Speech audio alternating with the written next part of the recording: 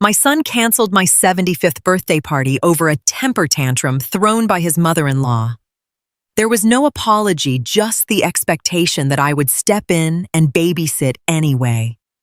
That was the exact moment I realized I didn't need to get louder. I just needed to leave. Mom, we're going to have to call off the party on Saturday. Chloe's mom is having a total meltdown over her new puppy, and we all need to be there to support her right now. That was the voicemail my son Austin left me, just 3 days before my 71st birthday. This wasn't just any party. It was a celebration I was hosting in my own home, paid for entirely out of my own savings. I didn't cry. I didn't call Austin back to beg or argue. I just stood there in my kitchen, looked at my phone, and quietly set it down on the oak countertop.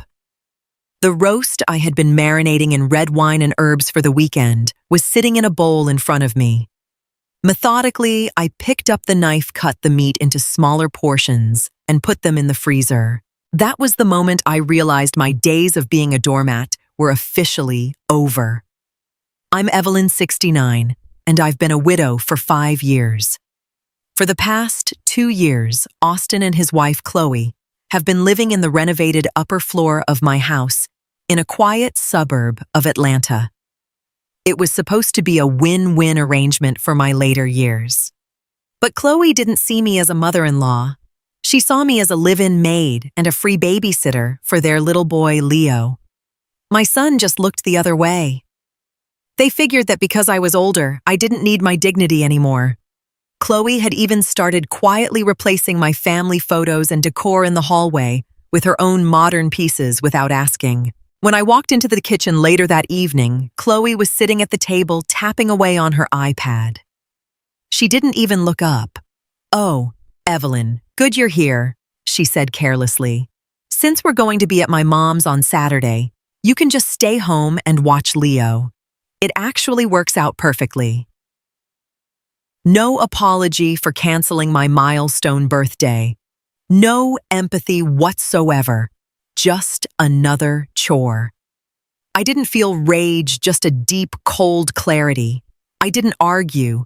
I just looked at her and said, "I already have other plans on Saturday." Chloe's head snapped up in surprise, but I had already turned my back. They thought they could control my time because I was usually quiet.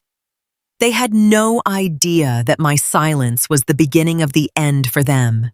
The next morning, the house was blissfully still.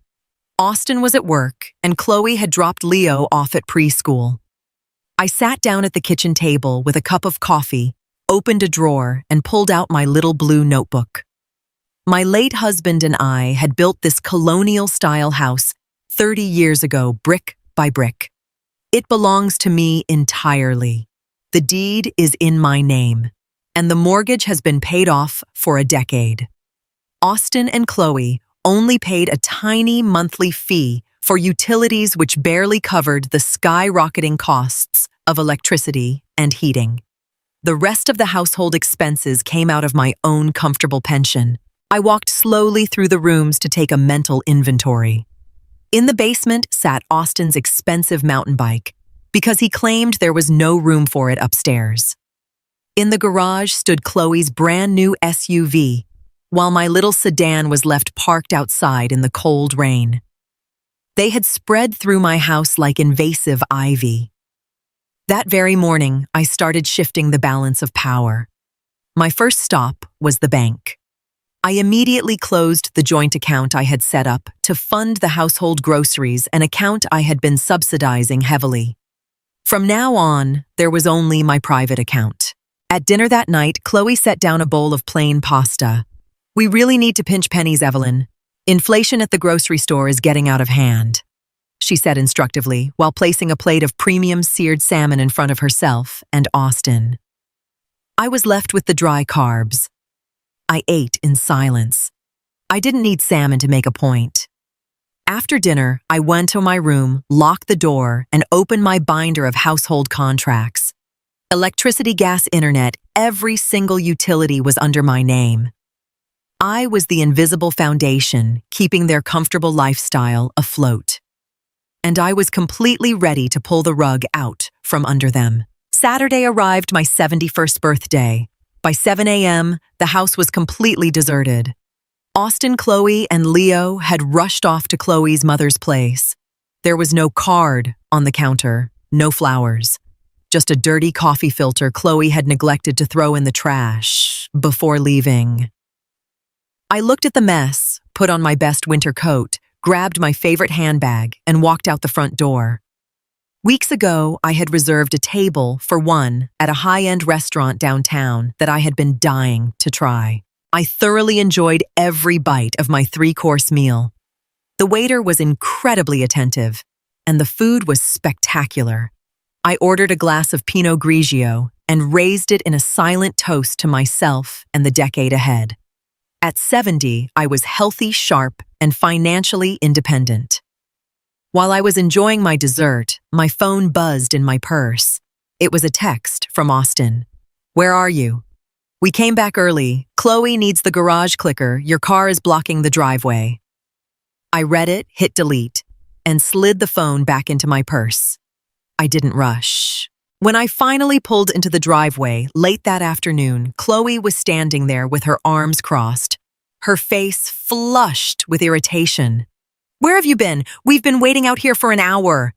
You could have at least let us know," she snapped. I stepped out of the car, locked it with a calm beep, and looked her dead in the eye. "It's my birthday, Chloe. From now on, I spend my time exactly how I see fit." Her jaw dropped. She was not used to the quiet, compliant Evelyn having a voice. But this was only the first step. On Monday, I set my plan into motion. I waited until Austin got home from the office looking drained. He immediately collapsed onto the living room sofa and started scrolling through his phone, while Chloe made a big show of loudly slamming dishes into the kitchen sink nearby. I walked into the room and stood right in front of the coffee table. "Austin, Chloe, please come into the living room. We need to go over some business," I said. My voice wasn't loud, but it held an undeniable weight. Chloe marched in with a dish towel in her hand, a scowl plastering her face. "What is it now, Evelyn? I don't really have time for a lecture," she sighed. I refused to match her hostility. "Starting next month, things are changing around here." I began placing 2 printed documents on the table. These are the new terms for occupying the upper floor. Your utility contribution is being adjusted to reflect actual market rates, which means it will triple. Additionally, I will be reclaiming the garage for my own vehicle to protect it from the weather. You have 3 days to clear out your parking space. Chloe let out a sharp, mocking laugh. "Is this a joke? We're family, we're supposed to be helping each other out." "We are," I replied coolly. "But helping each other means respecting both parties. These terms take effect on the 1st of the month.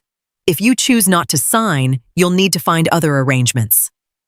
Austin looked down at his shoes, completely red-faced and speechless. He knew the house belonged entirely to me, and that they didn't have a leg to stand on. Chloe tried to launch into a loud argument, but I simply turned around, walked into my bedroom, and turned the key in the lock. For the first time in 2 years, I felt like the true owner of my own home again. They thought I was trapped by guilt, but I had already opened the exit door. Over the next 2 weeks, I held my new boundaries with ironclad discipline. I only bought groceries for myself, and I only cooked for one. The rich aroma of fresh coffee and home-cooked meals drifted through the house, but the kitchen was no longer an open buffet for them. When Chloe tried to corner me at the bottom of the stairs to ask if I could watch Leo so she could grab drinks with a friend, I just gave her a polite smile. "No, I can't do that. That's my weekly book club night." She stood there totally dumbfounded. Her carefully orchestrated lifestyle, which relied completely on my unpaid availability, was fracturing by the day. Austin was visibly unraveling. He had to leave work early almost every afternoon, just to get Leo from preschool because Chloe refused to alter her social calendar. One night, I sat in my armchair and listened to them screaming at each other upstairs. Chloe's voice pierced right through the ceiling. "Your mother is being so incredibly selfish. She's doing absolutely nothing for this family and ruining our lives." I just smiled in the dark of my bedroom. It wasn't selfishness. It was pure accountability. The next morning, I took the next major step in total serenity. I called my oldest friend, Brenda, who owned a beautiful upscale apartment complex right in the city center. A unit had just opened up. "Evelyn, it's perfect for you. No stairs, tons of natural light, and it overlooks the park," Brenda told me.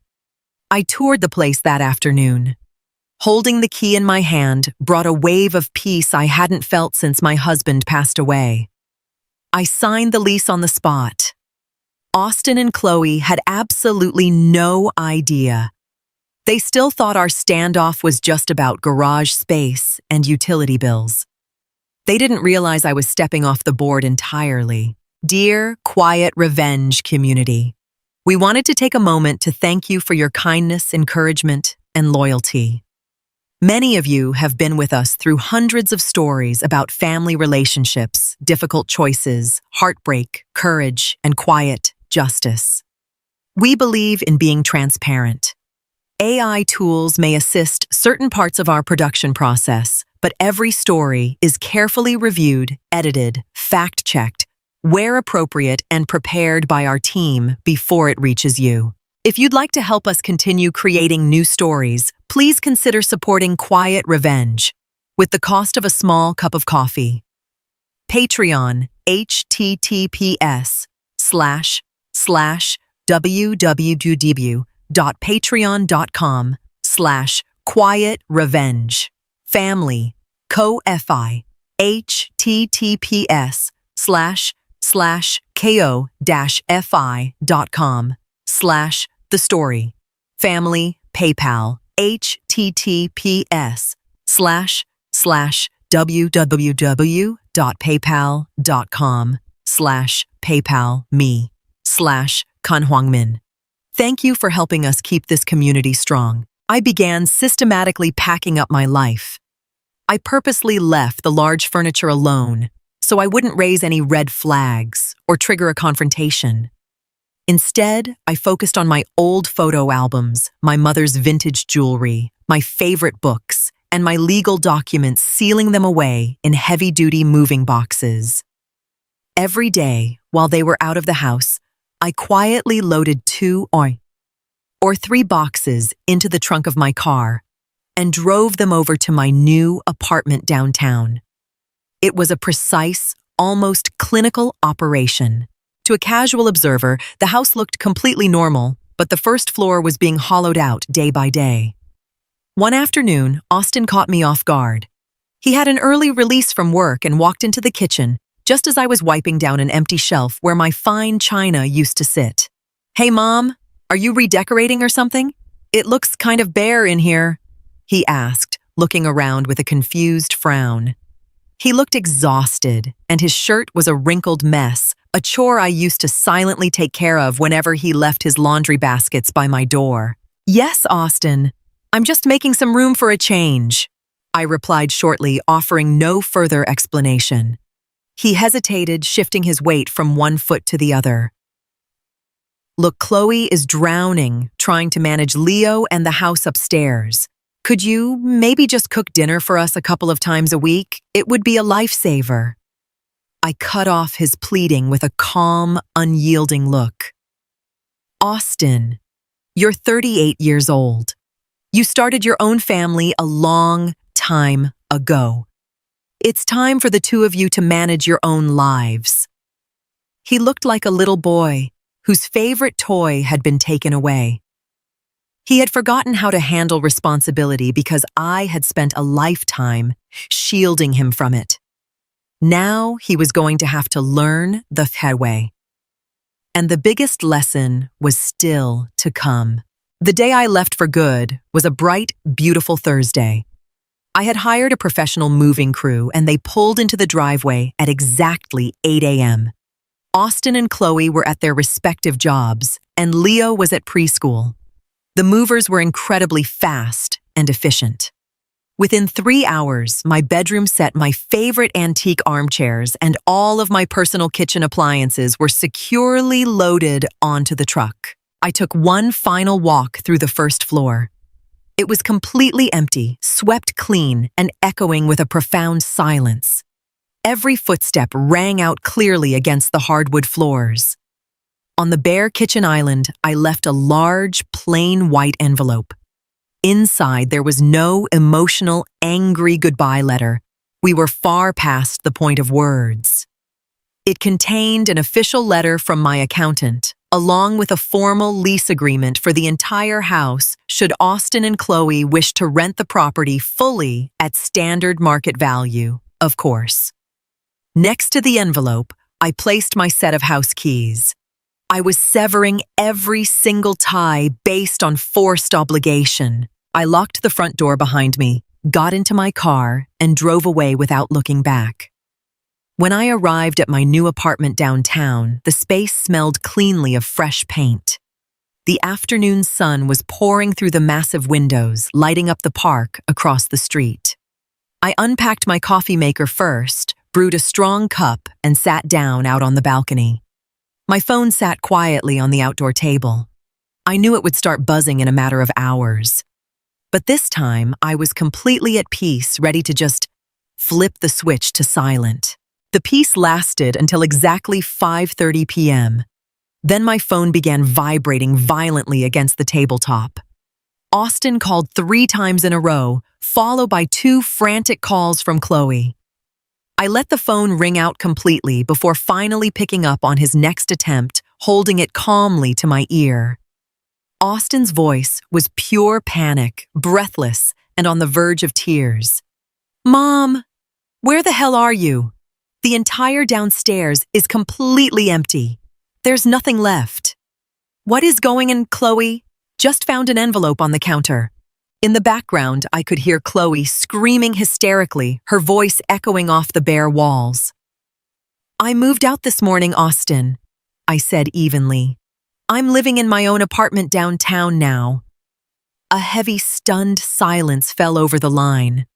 All I could hear was his ragged breathing. "But you can't just do that, Mom. Who's going to take care of the property? Who's helping us with Leo?" "Chloe has her final certification exams next week." He sounded like his entire world was collapsing. And for them, it probably was. Their free, all-inclusive ride at my expense had vanished into thin air. "You are both independent adults," I replied calmly. "The property is officially being managed by a real estate company starting next month. If you want to keep living upstairs, you'll need to sign the lease and send the rent to the management office. Otherwise, you'll need to find somewhere else to live." Chloe snatched the phone right out of Austin's hand, her voice distorted with rage. "This is incredibly messed up. You can't just abandon us like this. You're a horrible mother." I pressed the red end call button without saying another word. 2 weeks flew by in my new quiet haven.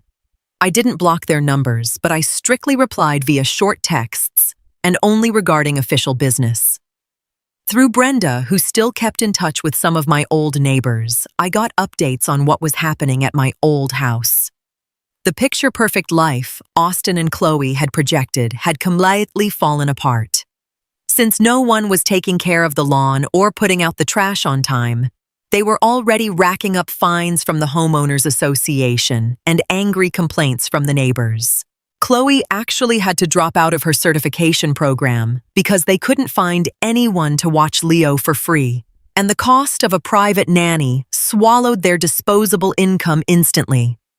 Austin was pulling mandatory overtime just to cover the actual market rent required by the property management company, now that my financial subsidy was gone.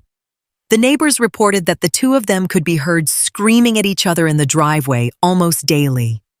Without my silent coordination holding it all together, their vanity project of a lifestyle crumpled like wet cardboard. Then one afternoon, Austin showed up unannounced at my building downtown. He had clearly gotten my address from the management paperwork. He looked shockingly older, with deep dark bags under his eyes and rumpled clothes. He stood outside my door, holding a sad, slightly wilted bouquet of flowers. "Hey, Mom, can we please just talk for a minute?" he asked, his voice cracking. He looked at me, and for the first time in years, he was actually seeing his mother not just a utility to be used. I kept him outside my threshold. This apartment was my sanctuary, and I refused to let the old dysfunction cross into it. Instead, I suggested we walk down to the park and sit on a bench. He agreed, immediately placing the sad flowers on the wooden slats between us. "I am so incredibly sorry, Mom. For your birthday. For how ungrateful we've been." He started staring intently at his worn-out shoes. "Chloe and it's over. We split up 3 days ago. She's packing her things to move back in with her mother, and she's taking Leo. I can't afford the house or the rent on my own. I don't know what to do." He didn't cry. He was just completely broken. I didn't feel a single spark of triumph or satisfaction. It was simply the inevitable consequence of the selfishness they had practiced for years. "I'm sorry to hear that about Leo Austin," I said, my voice steady and firm. "But my decision is final. The house is being put on the market by the management company next month. The proceeds from the sale are going straight into my retirement fund, so I can enjoy my life. You'll need to find a small apartment that fits your budget." He looked up at me, completely stunned. He had clearly hoped I would play the savior one last time and clean up the wreckage. Those days were over. "I'm happy to meet up for coffee every now and then, Austin," I added gently. "As mother and son, but never again as your safety net." He nodded slowly, swallowing hard. He finally understood that my boundaries were absolute. After he said his goodbyes and walked away, I stayed on the park bench for a long time. The warm evening sun hit my face, and a light breeze rustled the trees. I had let go of the house, but I had reclaimed something priceless: my own life and my self-respect. At 70 years old, my true peace was just beginning. Dear Quiet Revenge community, we wanted to take a moment to thank you for your kindness, encouragement, and loyalty. Many of you have been with us through hundreds of stories about family relationships, difficult choices, heartbreak, courage, and quiet justice. We believe in being transparent. AI tools may assist certain parts of our production process, but every story is carefully reviewed, edited, fact-checked where appropriate, and prepared by our team before it reaches you. If you'd like to help us continue creating new stories, please consider supporting Quiet Revenge with the cost of a small cup of coffee.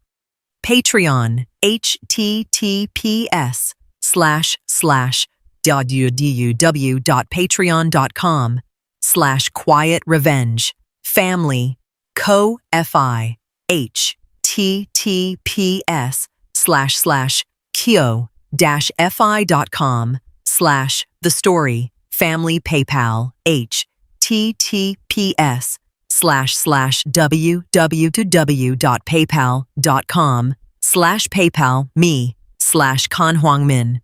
Thank you for helping us keep this community strong.